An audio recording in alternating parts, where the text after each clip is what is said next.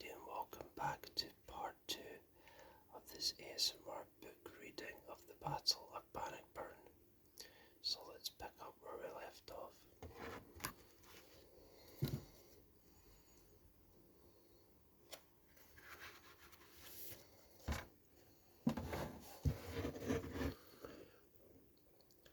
The build-up to the battle. Armed well in all his gear, Bruce plunged into the ditch and with his spear tested it. As he waded over up to his neck stood the water.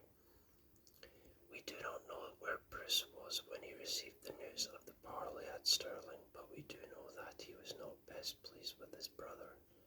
Had he not spent the last 6 years successfully avoiding a pitched battle with the English, even during Edward's fruitless invasion of 1310–11, Bruce had let his adversary roam around Scotland comparatively unmolested, confident that in the end he would run out of food and fodder. Risking a set-piece confrontation when it wasn't necessary would have been rash at the very least.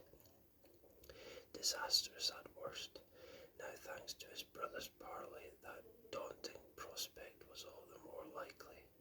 But the deal had been made and Bruce was honour bound to accept. Meanwhile, there was a kingdom still to be won. Despite the successes of the past 7 years, pockets of resistance yet remained. Most disturbingly, in the southeast, by now Bruce had made significant progress persuading its inhabitants by fair means and foul to come into his peace. But it was an uphill struggle, whilst the English continued to hold sway from their castles. They had large garrisons in 3 of Scotland's greatest royal strongholds, Berwick, Roxburgh and Edinburgh, and held a string of lesser strengths from Jedburgh, hard by the border, to Dirleton on the Firth of Forth. Individually, each was strong. Collectively, they were formidable. The greatest prize, Berwick, would surely have fallen to Bruce himself on a December night in 1312. Had the guards not been alerted by a raged dog barking at the crucial moment when his forces were stealthily climbing the town walls on rope ladders. Next he unleashed his trusty captains on the other 2 English strongholds, Roxburgh and Edinburgh. The good Sir James of Douglas, Bruce's closest friend, and Thomas Randolph, Earl of Moray, Bruce's nephew, had learnt much from this attempt on Berwick, relying not on siege but subterfuge. Douglas took Roxburgh on the night of 19th of February 1314, his men climbing their rope ladders and catching the garrison completely off guard. The choice of date, Fastern's Eve, Shrove Tuesday, was inspired by Gaelman defence and his garrison were making the most of their last chance to party before the Lenten fast. Lent was still in force when Moray took Edinburgh by a similar stratagem on 14th of March 1314. Now Berwick alone remained in English hands, and Stirling too, of course. From now on Bruce would have to focus his energies on the latter. The chroniclers are silent as to how Edward received the news of the parley at Stirling. He would certainly have had mixed emotions. The memory of his last abortive invasion would still be fresh, that and the supreme difficulty he had raising a reasonable force for the fray from his most unreasonable earls. Now that poor Piers Gaveston was dead, Edward and his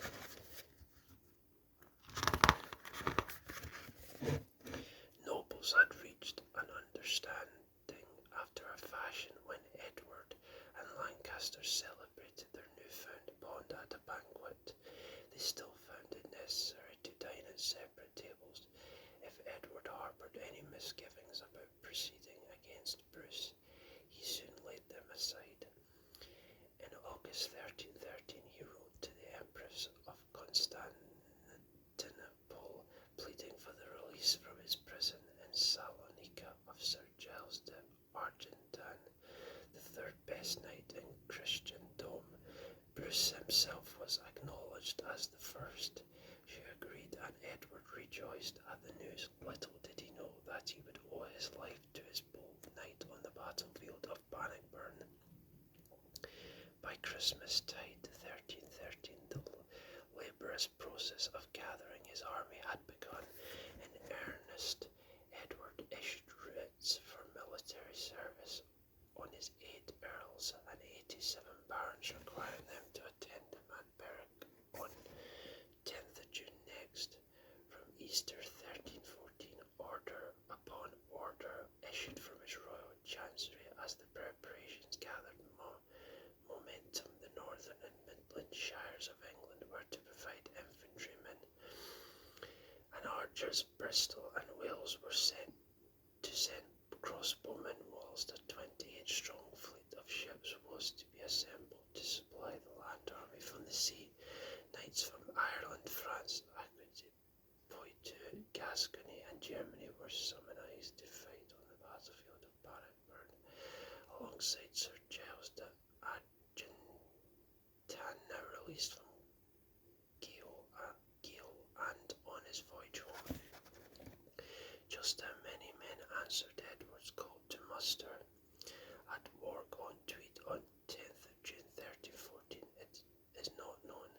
There should have been upwards of 22,000 had they all turned up, but not all did, and most crucially for Edward, counted among the absentees were the majority of his own earls. Clearly the ending of Gaveston's life had not ended the feud between the king and his most senior subjects. Of the 8 earls invented to join Edward at Newminster Abbey near Morpeth in late May, 5 never showed. Lancaster, Warwick, Arundel, Surrey, and Oxford all presented their excuses and sent only token forces in their place. So it was that Edward set out for Scotland, accompanied only by Humphrey de Bohun, Earl of Hereford and Constable of England, Guilford de Clare, Earl of Gloucester, and the ever-loyal Pembroke. Riding alongside them was Richard de Burgh, Earl of Ulster, and Bruce's own father-in-law, and one Scottish Earl, Robert de Umfraville, Earl of Angus, who despite his title was a Northumbrian. We have no way of knowing what thoughts raced through Bruce's mind as the countdown to Midsummer Day 1340 began. He doubtless harboured the hope that somehow his adversary would never make it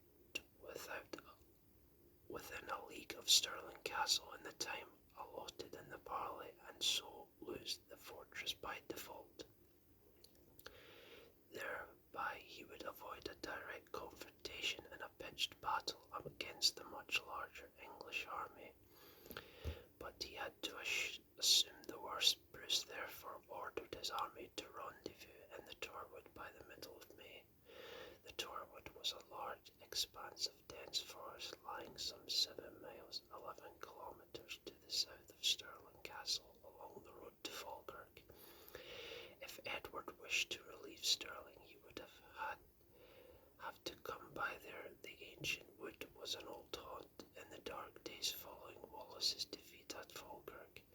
In 1298, Bruce and his fellow guardians of the realm of Scotland had sheltered therein to carry on the business of government.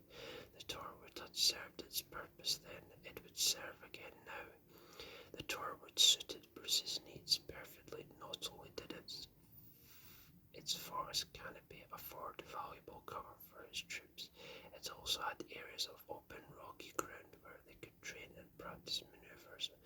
Moreover, it had an escape route, the hills and broken country to the west. Bruce was leaving his options open: stay and fight, or beat a tactical withdrawal. They came for all of the country and beyond to the Torwood that month of May. Bruce's brother Carrick came with the men of Galloway. Moray brought the men of North and Nithsdale, and Douglas the men of Strathclyde and the eastern borders. Keith the Marischal would command the cavalry of light horse, and Bruce himself the men of Carrick, Argyll, and the Isles, ably assisted by Angus Og MacDonald. Wee Angus would be a tower of strength come the day. Morale must have been high in the Torwood, what with the capture of Roxburgh and Edinburgh still fresh in their minds. As they gathered in that great woods, tales would be told and retold of how Sim of the Lighthouse had been first to scale Roxburgh's battlements and style, kit with in the 9th century